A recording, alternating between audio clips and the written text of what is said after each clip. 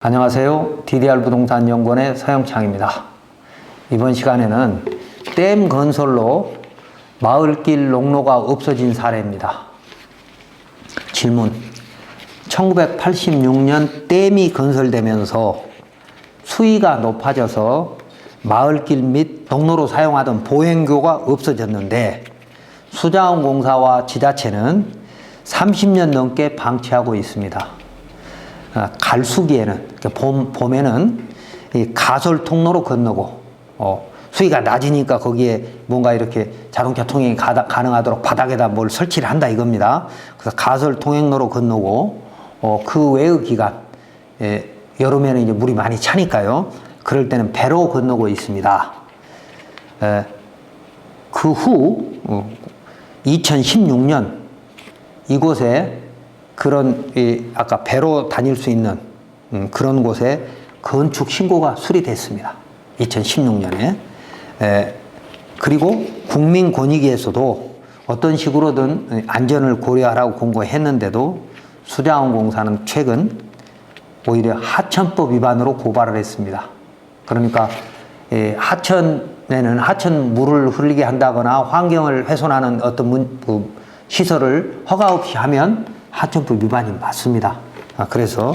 그런데 우리는 1986년에는 보행교가 있었는데 그 보행교도 없어지고 밑에 농로가 됐던 길도 없어졌기 때문에 갈수기만이라도 보행로를 좀 이용하겠다라고 하면서 그 밑에 이제 뭔가 가설 통행로를 만들었던 거죠. 물이 거의 없는 봄철에는. 근데 그것이 허가받지 않고 했기 때문에 하천법 위반이라고 고발한 겁니다. 자, 그러면 길이 없어진 사람, 나는 그 안에 땅을 굉장히 넓게 갖고 사과농장을 하고 있고 또 주변에 보상받지 못한, 그러니까 수용당해서 보상받지 못한 많은 농지들이 있는데 이 사람들의 재산권은 누가 어떻게 지켜줄 거냐 문제인 것이죠. 자, 그림을 보시면 먼저 지금 2016년에 주택허가가 났던 것이 오른쪽에 있는 거고요. 왼쪽에는 1986년 당시에 있었던 보행교입니다. 이게 1970년도 항공사진입니다. 그래서 그때 그 항공사진을 봤더니 보행교가 있는 게 보이시죠? 그래서 자동차 통행은 못했지만 사람들이 걸어다니고 농로로 사용할 수 있었던 공간은 충분히 했었던 겁니다. 자, 그런데 수몰되고 이게 없어졌으니까 농사를 지을 수 있는 어떤 대체도로를 만들어 줘야 되지 않겠습니까? 하나씩 보겠습니다. 이곳은 그러나 졸지에 맹지가 돼버린 이곳은 국토계획법의 생산관리지역으로서 사과농장 등 농경지로 사용되고 있으며 2016년에 신축된 주택도 있습니다. 그러므로 국가 및 지자체가 이 농경지로 출입할 수 있는 농로를 개설해 주어야 할 책임이 있으므로 먼저 수자원공사 및 지자체가 댐 관련 법령 등에 따른 의무를 제대로 이행하고 있는지 확인해 봐야 할 것입니다. 그림 보겠습니다. 이 파란색으로 하늘색으로 되어 있는 게 하천구역이면서 한강입니다. 한강으로 흘러 들어가는 하천구역이고 그 위쪽으로는 도로구역입니다. 도로구역이라고 하는 것은 거기에 이제 지방도가 만들어진 곳이죠. 그리고 밑에 쪽은 생산관리, 보전관리, 농림지역인데 생산관리 지역에는 이제 사과농장이 크게 있다는 것이죠. 그리고 거기에는 옛날에 수몰 전부터 살았던 주택들이 있었기 때문에 지목이 내인 대지도 있고 지목이 대로 바뀌지 않은 그런 주택들도 옛날에 있었지만 이제 다 떠나고 이제 없는 것이죠. 그래서 현재는 집 두 채와 지목이 대인 토지가 네 필지 있고 나머지는 사과농장입니다. 자, 그래서 이 댐을 건설한 수자원공사와 지자체가 뭘 어떻게 해야 되는지 한번 보도록 하겠습니다. 첫 번째, 1986년 댐이 준공되면서 댐 수위가 높아져서 많은 토지가 수몰되거나 농경지로 사용되지 못했습니다.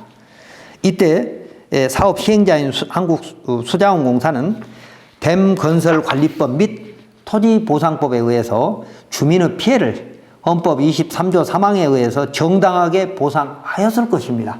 당시 법령은 부실을 했을 거니까요. 자, 그래서 그때 당시 사업계획서를 보면 이 댐 건설 사업 계획에는 보행교 폐도로 인해서 주민들이 어떻게 통행할 것인가, 농사를 어떻게 지을 건가에 대한 대책 및 보상까지도 포함되어 있을 겁니다. 그래야 헌법 23조 3항에 의한 정당한 보상이 되니까요. 헌법 23조 한번 보겠습니다. 1. 모든 국민의 재산권은 보장된다. 그 내용과 한계는 법률로 정한다. 그랬고 2항에 재산권의 행사는 공공복리에 적합하도록 해야 한다. 3항 공공필요에 의한 재산권의 수용, 사용 또는 제한 및 그에 대한 보상은 법률로서 하되 정당한 보상을 지급해야 한다라고 되어 있습니다.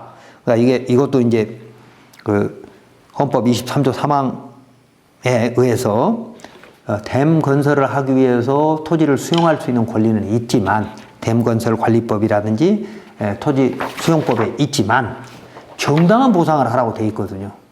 그런데 그 정당한 보상의 한계가 어디까지인가에 대해서는 당시에는 조금 어둡던 시절이라 보상을 안 할 수도 있지만 당시 서류를 어떻게든 찾아본다면 이 마을로 들어가는 마을길 및 농로를 없앰으로써 어떻게 주민들이 농사를 짓고 거주할 것인가에 대한 대책이 있었을 거라는 거죠. 그래서 당시 보상한 내역을 정확히 확인해 볼 필요가 있습니다. 즉 사업 시행자 및 지자체는 마을길 및 농로인 보행교가 없어지게 되므로 이 폐도로 인한 대체도로 확보 계획 또는 손실 보상 계획을 서로 협의하여 수립하였을 겁니다. 그러니까 사업 시행자인 수자원공사와 이 지역의 지자체 장은 협의했을 거라는 거죠. 그리고 보상받게 되는 수용당하는 그 주민들과도 손실 보상 계획이라든지 대체도로 확보 계획 등을 서로 협의했을 거라는 겁니다. 만약 당시 대체도로 개설 계획이 없었다면 지금이라도 수자원공사 및 지자체는 법령이 정한 의무를 다해야 할 것입니다. 이 마을길 및 농로 개설 의무는 시효가 없다고 봐야 되는 게 맞죠. 면책 시효는 없을 것이라는 거죠. 그러니까 보상의 시기는 10년이 지났으니까 보상 청구권은 없어졌을지 모르지만 이건 헌법에 근거한 주민의 통행 자유권에 대해서만큼은 분명히 어떤 식으로든 사업 시행자와 지자체가 지금이라도 노력해야 된다는 겁니다. 두 번째, 1986년 이전의 보행교는 주민들이 마을길 및 농로로 이용했던 곳이므로 최소한 갈수기에, 그러니까 봄에 영농 자재를 실어날 수 있는 통로는 만들어줘야 합니다. 큰 도로를, 다리를 만들어주면 더 좋지만 그 몇 사람을 위해서 수십억 되는 다리를 만들어주면 예산 낭비라고 생각할 수도 있으니까 그렇다 하더라도 갈수기에 그 하천 바닥에다가 자동차 통행이 가능한 구조물이라도 간단하게 만들어서 영농 자재를 실어 나를 수 있는 통로는 만들어 줘야 된다는 것이죠. 그래서 지금이라도 수자원공사 또 그리고 환경부, 지자체가 협의해서 최소한의 대책을 수립해야 합니다. 왜냐하면 국가 및 지자체는 댐 관련 법령에 규정된 의무를 이행하지 않았기 때문입니다. 1999년 9월 7일 제정돼서 2000년 3월 8일 시행된 댐 건설 관리법에 의하면 그동안 특정 다목적 댐법에 의한 댐 주변 지역 주민에 대한 지원이 불충분해서 이 법을 제정하여 댐 관리자와 지자체 장이 주민 복지 증진을 위한 댐 주변 지역 지원 사업을 실시하도록 하였는데 이게 댐 건설 관리법 제41조와 43조에 있는 내용입니다. 그 지원 사업 계획에 의하여도 이 마을길은 보존되었어야 합니다. 43조 한번 읽어보겠습니다. 댐 주변 지역 사업. 댐 관리청이나 댐 수탁 관리자는 댐 건설이 완료된 후 대통령령으로 정하는 댐 주변 지역의 주민소득 증대와 복지 증진 등을 도모하기 위하여 매년 대통령령으로 정하는 바에 따라 댐 주변 지역의 지원 사업에 관한 계획을 수립해야 한다. 이 계획에 수립됐는지도 궁금하고요. 그 다음에 2항 댐 관리청이나 댐 수탁 관리자는 1항에 따라 댐 주변 지역 지원 사업 댐건설에 관한 계획을 수립하려는 경우에는 미리 댐 주변 지역을 관할하는 시장군수구청장과 협의해야 한다. 법에 이렇게 돼 있으니까 댐 건설 및 주변 지역 지원에 등에 관한 법률, 그러니까 댐 건설 관리법 외에는 댐 관리청은 시장군수구청장하고 협의하라고 돼 있다는 것이죠. 그러면 이 보행교로 쓰던 마을길과 농로가 없어졌는데 이거에 대한 대책을 안 세워주면 법 위반인 거죠. 다음 세 번째, 수자원공사와 지자체는 2018년 6월 12일 제정된 댐 주변 지역 친환경 보전법에 의한 지원 계획에 그동안 지역 주민의 고충 민원이 반영되었는지 확인해 봐야 할 것입니다. 과거 법령이 미비했다거나, 그러니까 법적인 근거가 없으니까 지금 못 해주겠다거나, 또 너무 오래된 민원이라고 해도 국민의 안전과 행복의 증진을 책임져야 할 국가와 지자체는 이 법령에 의해서 새로운 계획을 수립해야 할 것입니다. 이 법에 의하면 댐 주변 지역은 자연 환경이 잘 보존되어 있어 휴양, 생태, 관광 등 다양한 친수 활용 가치를 내재하고 있으나 각종 규제로 인하여 지역경제 활성화에 한계가 있으므로 댐 친환경 활용 계획을 수립하여 댐 주변 지역 경제를 진흥시켜야 한다라고 법 1조에 되어 있습니다. 그러므로 그 활성화 계획에 이 교량 개설 계획을 포함하여 이 법의 입법 취지 및 주민의 고통, 지금 30여 년 동안 농로가 없어서 영농에 큰 지장을 받고 있는 이 주민 고통, 그리고 그 안에 보상받지 못하는 수십 명의 토지 소유자, 이 사람들의 재산 손실, 이런 부분들을 해결해 줘야 된다는 것입니다. 자, 댐 주변 지역 친환경 보전법 한번 보겠습니다. 제2조의 6호에 보면 이런 내용이 있습니다. 댐 및 주변 지역 친환경 활용 사업이란 지속 가능 발전에 입각하여 댐 및 댐 주변 지역의 자연환경을 보존 관리하고 댐 주변 지역을 활성화하기 위해 다음 항목의 사업을 말한다. 그래갖고 댐 주변 친환경 보존법 18조 이 제2호에 따른 댐 효용 증진을 위한 사업, 그리고 41조의 댐 주변 지역 정비 사업, 그리고 43조에 따른 댐 주변 지역 지원 사업. 그러니까 이 주변 지역 정비 사업과 주변 지역 지원 사업은 댐 건설 관리법 41조와 43조에 있는 내용이고, 이 내용이 댐 주변 친환경 보전법에 규정되어 있다는 겁니다. 자, 그래서 지난 30년 동안 고통을 받고 있는 주민들에 대한 해결을 수자원공사는 댐 건설 관리법과 댐 주변 친환경 보전법에 의해서 해결책을 찾아줘야 된다는 겁니다. 물론 지자체는 당연히 나서야 하고요. 그런데 지자체는 수자원공사로 미루고 수자원공사는 지자체로 미루고 있는 게 현실입니다. 다음 네 번째, 수자원공사가 하천 불법 전용으로 고발에 대한 의견입니다. 댐을 건설하는 수자원공사는 오래된 일이었고 30여 년 전 일이었고, 또 지금 현재 수자원공사 내부의 각 담당 실과의 업무가 다르다는 이유로 지금까지 헌법에 보장된 정당한 보상을 하지 않고 댐 건설 관리법에 의한 정당한 해결 방법을 찾지 않으면서 수십 년간 미루어다가 이제 연약한 국민을 하천법에 의해 고발한 잘못이 있습니다. 그러니까 뭐 수자원공사에도 여러 부서가 있겠죠. 보상하는 부서가 있고 또 친환경 보존법을 집행하는 부서도 있을 거고, 건설관리법을 집행하는 부서도 있을 거고, 또 하천 관리하는 부 때문에 하천법에 대해서 집행하는 부서도 있을 거라고요.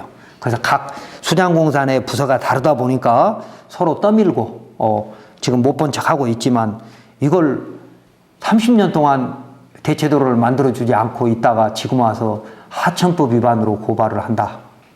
이건 정말 연약한 국민한테 할 짓이 아니죠. 자, 즉 이 통행로는 하천법에 하천조명허가 제도가 생기기 전부터 있었던 것인데, 모든 법이라는 건 그렇잖아요. 법에 금지 규정이 있고 처벌 규정이 있다면 그 법 있기 전에 있었던 것은 처벌을 못하거나 처벌을 신중해야 될 필요가 있는 것이죠. 자, 생기기 전부터 있었던 것인데 그 가설 통행로 보완이 최근에 있었다 하더라도 현행법이 적용되지 않을 수 있고, 현행 가설 통행로 개설은 주민의 정상적인 영농활동 이전에 생존을 위한 불가피한 저명이므로 수자원공사와 지자체는 하천법에 콘크리트 구조물 설치가 가능하므로 하천법 34조 4항 4호에 보면 허가해 줄 수 있다라고 되어 있습니다. 콘크리트 구조물을. 자, 그래서 지금이라도 갈수기만이라도 마을길 및 농로를 찾아주려고 노력을 하면 방법이 전혀 없는 건 아니라는 겁니다. 그래서 수자원공사 내부의 여러 실과의 업무가 각기 다르겠지만 그 사람들이 하나로 모아서 친환경 보존법이든 건설관리법이든 댐 때문에 피해를 입은 사람을 위해서 고민을 하고 그리고 지자체와 같이 협의해서 어떤 식으로든 해결책을 찾아줘야지 수십 년 동안 고통받고 참고 있는 국민이 억울하기까지 한데 그 사람들을 하천법 위반으로 고발을 해가지고 지금 법적 대응을 하고 있는 것이죠. 자, 하천법 한번 보겠습니다. 33조.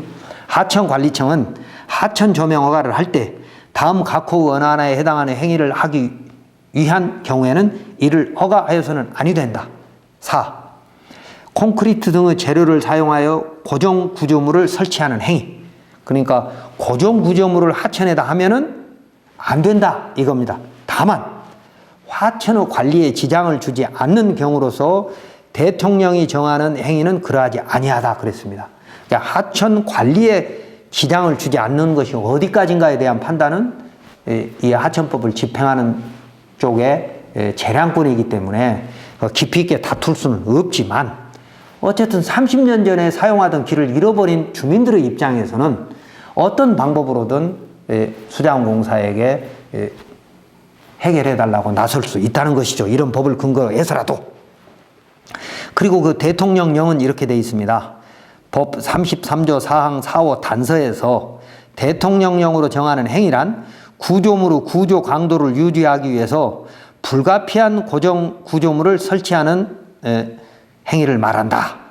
그러니까 하천법이 생기기 전부터 있었던 길이라든지 아니면 보상을 하지 않았기 때문에 무언가 갈수기만이라도 거기에 농기계가 드나들 수 있는 그 통로를 그 구조물을 콘크리트 구조물을 만드는 데 있어서는 이런 것에 법조문을 조금 적극적으로 해석을 해서 좀 넓게 해석해 줄 수도 있다는 것입니다.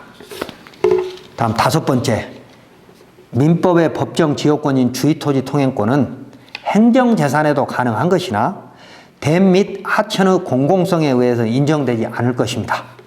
그러니까 지금 뭐 수자원공사나 또는 국가나 지자체를 상대로 해서 주의토지 통행권 소송을 했을 때를 말하는 겁니다. 자, 국토부 국유재산 관리 규정 한번 보겠습니다. 제19조에 조건부 사용허가 그래서 행정재산은 지금 이 하천이나 뭐 이런 우리가 도로로 쓰고 있는 건 전부 행정재산이거든요. 행정재산은 다음 각호 경우에 원상회복이나 시설물 포기를 조건으로 하여 사용허가 할 수 있다. 그래서 이 민법 제219조에 따른 주의토지 통행권이 인정되는 경우로서 통행로 제공을 위한 최소한의 범위. 그러니까 주의토지 통행권이라고 하는 것은 유일한 통행로이고 피해가 최소화되는 범위 내에서 허용될 수 있는 것인데 국가의 행정재산은 또 민법으로 해결될 수 있는 부분이 아니잖아요.